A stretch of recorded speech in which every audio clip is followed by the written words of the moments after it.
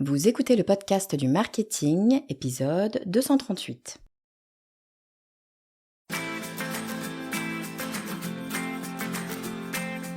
Bonjour et bienvenue. Je suis Estelle Ballot et je suis ravie de vous recevoir sur le podcast du marketing. À chaque épisode, je vous propose d'analyser les techniques marketing qui marchent, pas à pas et très concrètement, pour développer votre activité. Il y a une vraie injustice en marketing digital, c'est que vous pouvez avoir un super produit, un super site, une super page de vente avec plein d'explications, de témoignages, de raisons pour que vos clients achètent, des photos géniales et un SEO qui vous ramène un trafic monstre. Même avec tout ça, vous pouvez passer à côté de la majorité de vos ventes parce qu'acheter, c'est pas facile.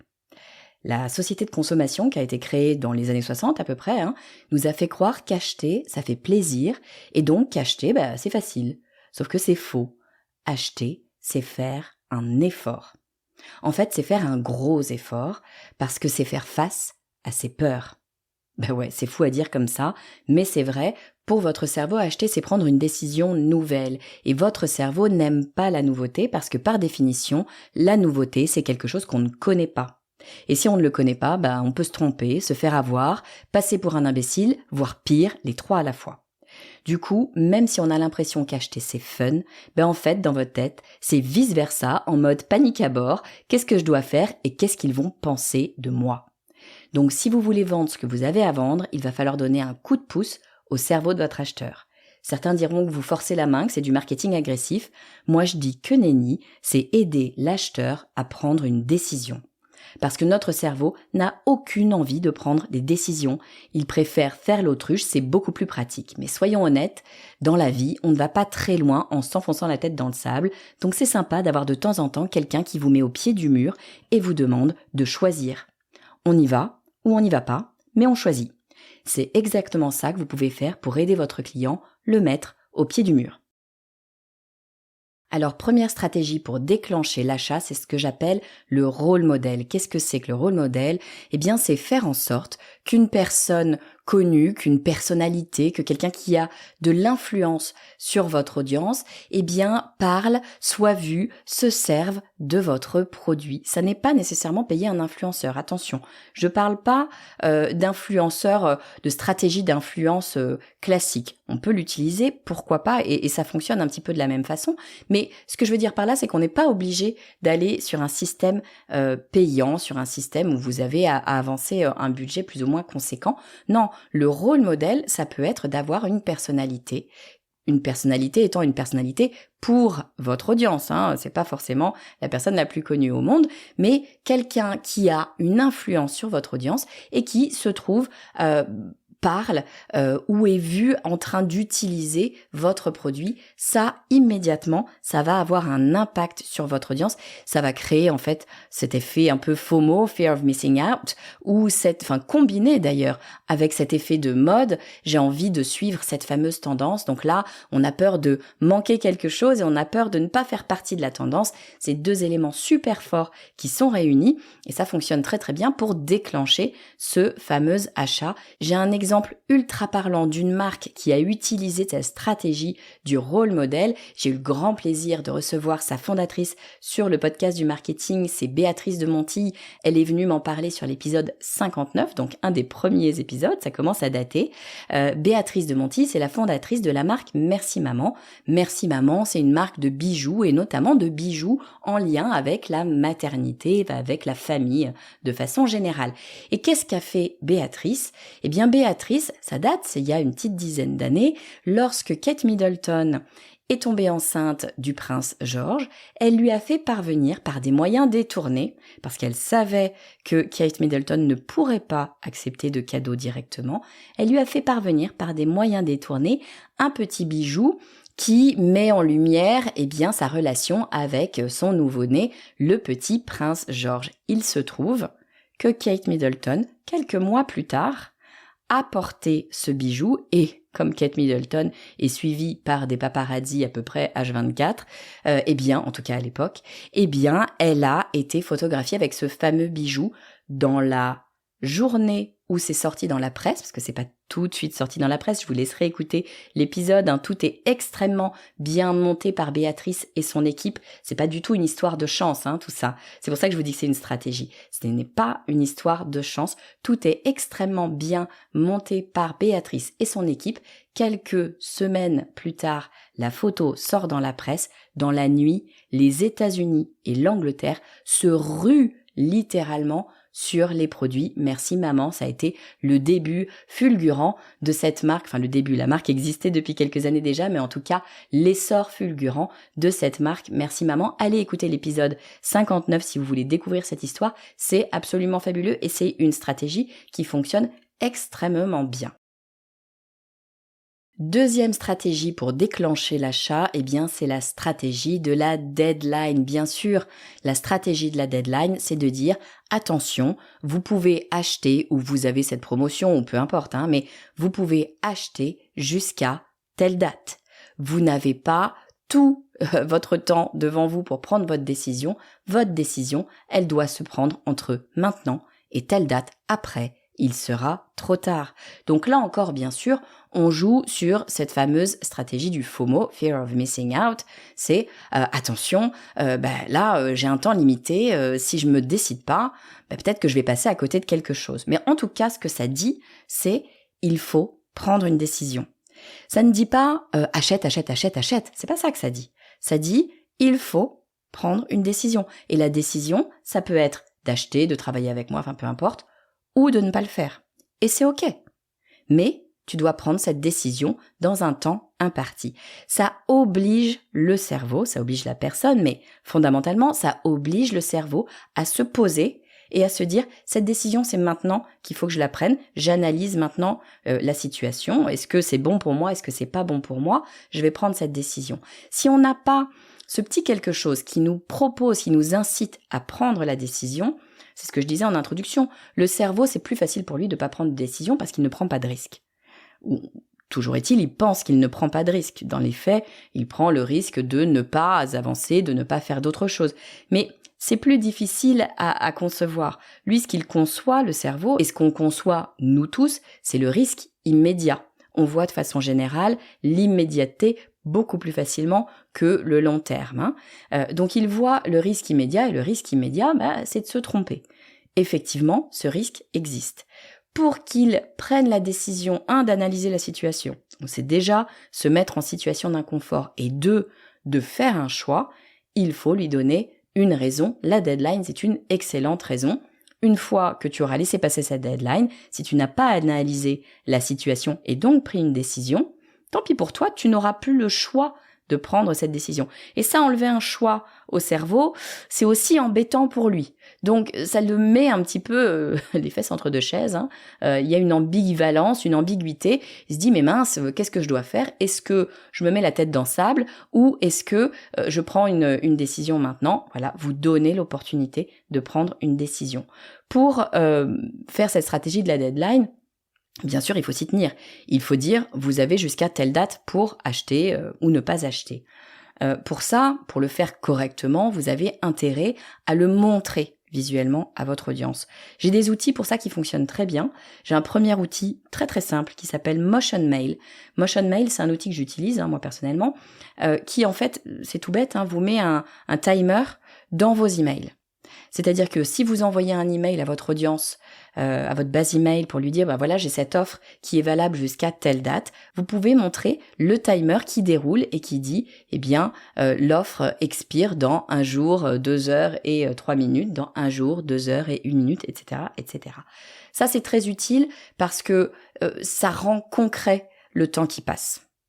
Immédiatement, on comprend que il va falloir prendre une décision, d'une part, et en plus de ça, ça apporte une certaine réalité parce que la personne va voir cet email, va voir ce timer dérouler, va sortir de l'email, et puis peut-être qu'il va se reposer cette question 2 jours après, il se dit attends, j'avais vu un email, ça m'intéressait, je vais retourner voir, et là il va voir que le timer a avancé. Ça n'est pas faux, on est dans un sens de réalité, le temps passe, et il passe réellement, et cette deadline est réelle. Ça, c'est très important. Si vous donnez une deadline, mais que vous ne la respectez pas, C'est-à-dire que vous dites, vous avez jusqu'à mardi pour prendre votre décision, et puis ceux qui arrivent mercredi, jeudi ou le dimanche d'après, on les prend quand même, vous cassez le contrat. Et donc, clairement, on va avoir du mal à vous faire confiance sur le prochain coup. Donc attention à ça, cette notion de réalité est extrêmement importante. Ça, vous pouvez le faire très très très facilement avec Motion Mail. Il y a un autre logiciel que j'utilise pour cette notion de deadline, c'est un logiciel qui s'appelle Deadline Funnel. Alors Deadline Funnel, il va un cran plus loin. La Deadline Funnel, il vous propose d'offrir par exemple une promotion pour un temps limité, mais à certaines personnes seulement. Je m'explique, si par email vous souhaitez commencer par présenter votre offre une fois, 2 fois, 3 fois, puis à la 3e fois, parce que vous considérez que votre audience est suffisamment éduquée et que si elle n'a pas déjà acheté, c'est qu'il faut lui donner un coup de boost encore un petit peu plus, avec une promotion par exemple, eh bien vous allez pouvoir proposer à cette personne-là, qui a déjà vu vos emails précédents, donc il faut pouvoir identifier bien sûr que cette personne a vu ces différents emails, à cette personne-là, vous allez pouvoir lui proposer une promotion sur votre site internet. Donc elle va voir la promotion lorsqu'elle va aller sur votre site internet. Mais si une autre personne vient sur votre site internet au même moment, elle ne verra pas la promotion. Seules les personnes qui ont reçu un certain email vont voir la promotion sur votre site internet. Ça, je trouve ça assez intéressant parce qu'encore une fois, ça donne une vraie notion de réalité. Combien de fois on a eu cette promotion est valable jusqu'à mardi, vous pouvez avoir 100 €. Puis quand vous revenez le mardi d'après ou la semaine d'après ou le mois d'après, vous voyez que la promotion, en fait, elle est là tout le temps. C'est ultra bateau, on voit ça tout le temps. Moi, personnellement, ça m'agace parce que j'ai l'impression qu'on me prend pour une idiote. Et je déteste qu'on me prenne pour une idiote. S'il y a un truc que je déteste, c'est vraiment ça. Donc ça, c'est vrai que c'est agaçant. Non, là, avec Deadline Funnel, vous prévenez les gens. Vous leur dites, attention, il va falloir prendre une décision. Je vous propose une promotion parce que je comprends effectivement, vous avez besoin peut-être de ça pour passer en avant et pour venir travailler avec moi. C'est ok. Mais en revanche, cette promotion, je vous la propose une fois. Et elle est valable jusqu'à mardi. Après, c'est fini. Et vous tenez votre parole. Parce que franchement, pas tenir sa parole, bon, en tout cas, chacun voit le marketing comme il veut. Moi, c'est pas ma conception du marketing. Deadline Funnel, c'est un outil qui fait ça très très bien, c'est super utile. 3e stratégie qu'on va pouvoir utiliser pour déclencher l'achat, c'est la rareté. La rareté, c'est quelque chose qui fonctionne très très bien. En fait, notre cerveau, il a l'habitude de cette histoire de rareté parce que le capitalisme, il est fondé sur la rareté. Pourquoi est-ce que l'or vaut cher? Parce que l'or est rare. C'est aussi simple que ça. Lorsque vous avez plein de choses, et d'un coup, son prix descend. Regardez les fruits et légumes. Les melons, c'est horriblement cher en mai, et puis vous arrivez en août, ça vaut plus grand-chose. C'est typiquement ça. Quand il y a plein d'offres, c'est moins cher. Quand il y a peu d'offres, quand il y a de la rareté, c'est beaucoup plus cher. Alors là, je dis pas que avec la rareté, vous allez nécessairement augmenter votre prix. Vous pouvez. Ça peut être une stratégie.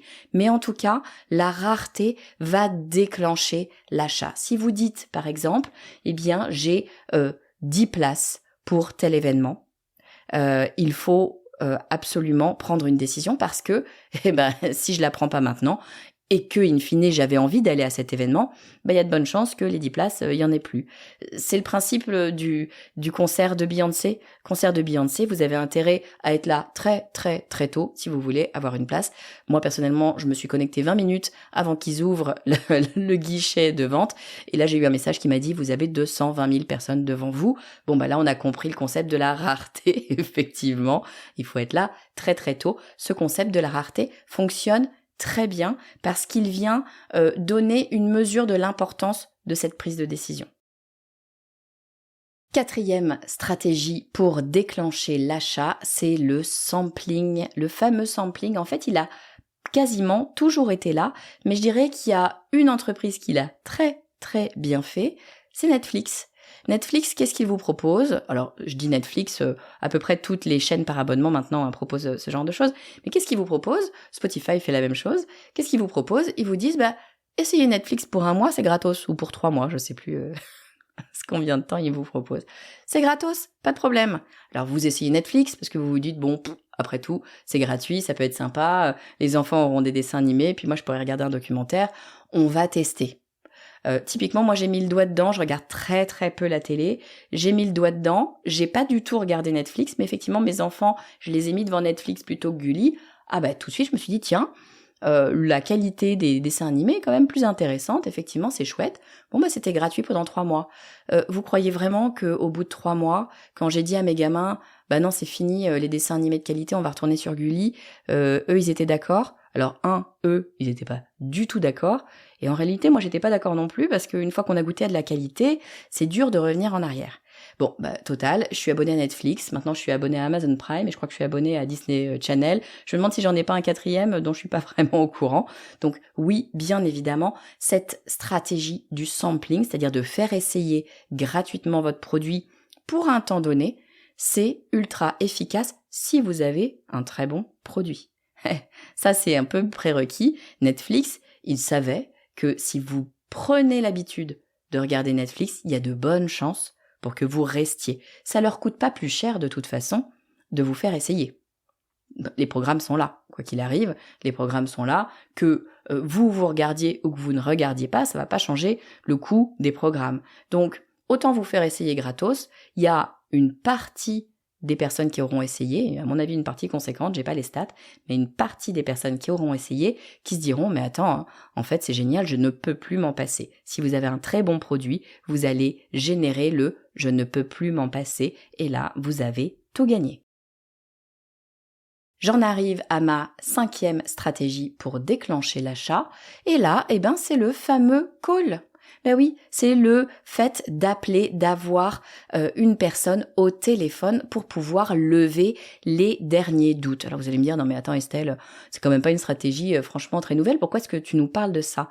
Je vous parle de ça parce que c'est très très très vrai quand on travaille en marketing en ligne, quand on travaille sur Internet.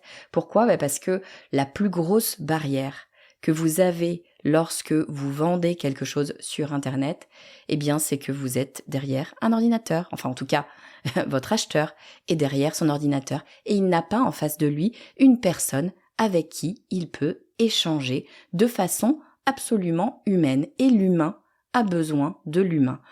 On n'arrête pas de parler d'IA, de machin, de trucs. L'IA, c'est génial, je suis totalement pour. Mais il n'empêche que l'humain est un animal grégaire. Il a besoin des autres et il a besoin d'autres qui lui ressemblent, de gens autour de lui. L'humain a besoin d'autres humains. Donc évidemment que lorsque l'on est derrière son ordinateur, on peut prendre des décisions. On peut décider d'acheter. Moi, je le fais quasiment tous les jours. Je pense que j'achète beaucoup plus sur Internet que en physique dans des magasins. Énormément de gens sont dans le même cas que moi. Il y a une quantité d'achats maintenant qui se fait sur Internet. Si vous regardez ne serait-ce que 10-15 ans en arrière, c'était absolument pas le cas.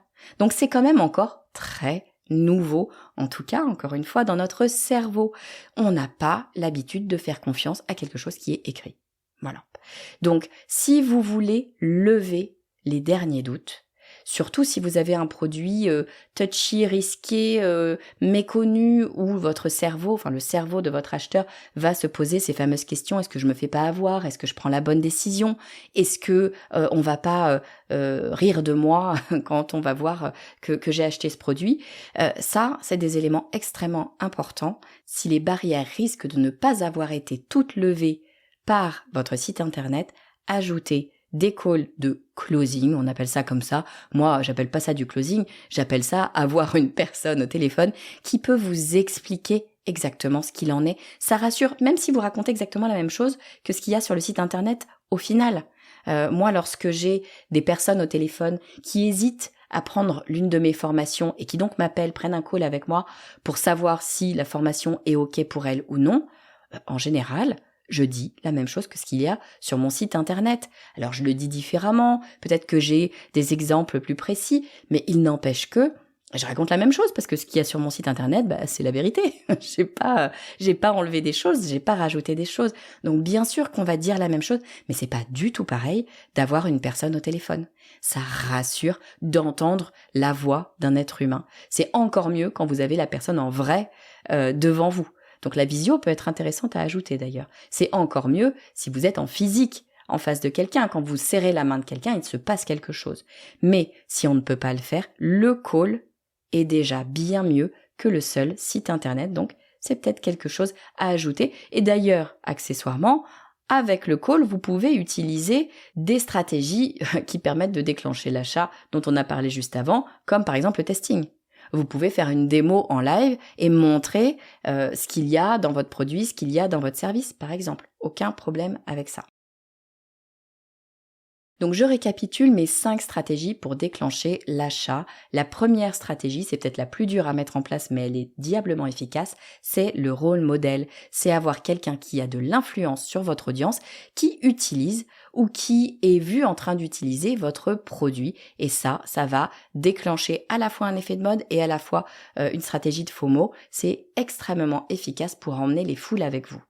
Deuxième stratégie, c'est la deadline. C'est dire à votre audience, eh bien, vous pouvez acheter, mais seulement jusqu'à cette date donnée. Ça fonctionne extrêmement bien à la condition que vous respectiez votre deadline. Il n'y a rien de pire que de revenir un mois plus tard et de voir que, en fait, la deadline, elle court tout le temps et toujours, et ça, c'est assez terrible. Mais en revanche, lorsque vous avez une deadline qui est réelle et figée, eh bien, vous forcez votre audience à prendre une décision de travailler avec vous ou de ne pas travailler avec vous. Troisième stratégie, la rareté. La rareté, ça va faire monter mécaniquement l'intérêt pour votre produit. C'est le concept de l'or. L'or est cher parce qu'il y en a peu. Eh bien, s'il y a peu de produits, c'est que les produits sont intéressants. C'est faux, mais c'est vrai. En tout cas, dans l'esprit des gens, lorsqu'il y a peu de produits disponibles, lorsque c'est difficile d'avoir accès à un service, eh bien c'est que le service est bon, c'est que le produit est de qualité. Donc la rareté, c'est une stratégie qui fonctionne très bien. Quatrième stratégie pour déclencher l'achat, le testing. Le testing, alors évidemment, il faut avoir un très bon produit. C'est le prérequis. Mais si vous avez un très bon produit, faites tester le produit gratuitement. Et en fait, eh bien, les gens vont se rendre compte de la qualité de votre produit, vont prendre l'habitude de l'utiliser et ne vont plus vouloir repasser à leur vie d'avant dans laquelle ils n'avaient pas accès à ce produit ou à ce service. C'est la stratégie Netflix. Ça fonctionne extrêmement bien. Regardez où en est Netflix. Cinquième stratégie pour déclencher l'achat, eh bien c'est le call. C'est en fait la contrepartie du marketing en ligne. Le marketing en ligne, c'est déshumanisé. Vous êtes face à un ordinateur et nous, les humains, on aime les humains. Donc on a envie d'avoir quelqu'un qui nous rassure et qui nous parle, même s'il nous dit la même chose que ce qu'il y a sur le site internet. C'est tout à fait différent d'avoir quelqu'un au téléphone ou encore mieux, en face de soi. J'espère que cet épisode vous a plu et qu'il vous a surtout donné de nouvelles idées de stratégies à mettre en place et surtout ces stratégies pour déclencher l'achat parce que oui, c'est quand même le nerf de la guerre, hein. Ce qu'on veut in fine, c'est quand même bien vendre notre produit, notre service. C'est pas toujours facile et bien souvent, quand on regarde nos stats, on voit des gens venir sur notre site internet et puis repartir. On a déjà eu tellement de mal à les faire venir sur ce site internet. Pourquoi est-ce qu'ils repartent sans acheter ? Eh bien peut-être parce qu'on leur a pas donné ce coup de pouce, ce petit truc qui dit à leur cerveau, c'est le moment de prendre une décision, d'acheter ou de ne pas acheter. Encore une fois, on n'est pas ici en train de forcer qui que ce soit à acheter. On est juste en train de dire aux gens, il faut prendre une décision. Tu as envie de travailler avec nous ? Ou t'as pas envie de travailler avec nous. Et ça, je trouve que c'est plutôt très sain. J'allais dire, c'est presque aider le client. Bon, je sais pas s'il faut aller jusque-là, mais n'empêche que l'idée là, c'est de lui donner les clés pour prendre une décision parce que le cerveau n'aime pas prendre des décisions. Si vous avez aimé cet épisode et si vous voulez soutenir le podcast du marketing, la première chose que vous pouvez faire, c'est de vous abonner sur la plateforme d'écoute de votre choix. Abonnez-vous. D'une part, ça fera en sorte que votre application télécharge automatiquement l'épisode et vous soyez informé qu'il y a un nouvel épisode. Ça, c'est une première chose. Mais d'autre part, ça me soutient vraiment parce que ça dit aux algorithmes de façon très forte, pour le coup, l'abonnement, ça a un poids assez important, de façon très forte que ce podcast, vous l'aimez. Ce podcast est intéressant. Et si vous l'aimez, il est probablement très intéressant pour d'autres personnes aussi. Et donc, les algorithmes vont pouvoir présenter ce podcast à d'autres personnes. C'est ça qui va me permettre de faire vivre le podcast du marketing. Donc, si vous voulez me soutenir, appuyez sur s'abonner sur votre plateforme d'écoute. Je vous dis à très vite.